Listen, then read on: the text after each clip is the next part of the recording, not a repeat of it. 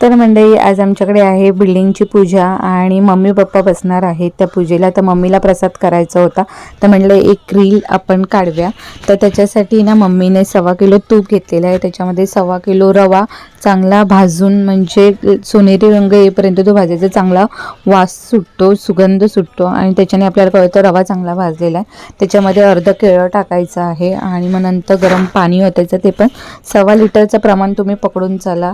दूध पण 1.25 लिटर ओतायचं आहे। नंतर तो चांगला ढवळून घ्यायचा आहे, एक वाफ द्यायची आहे।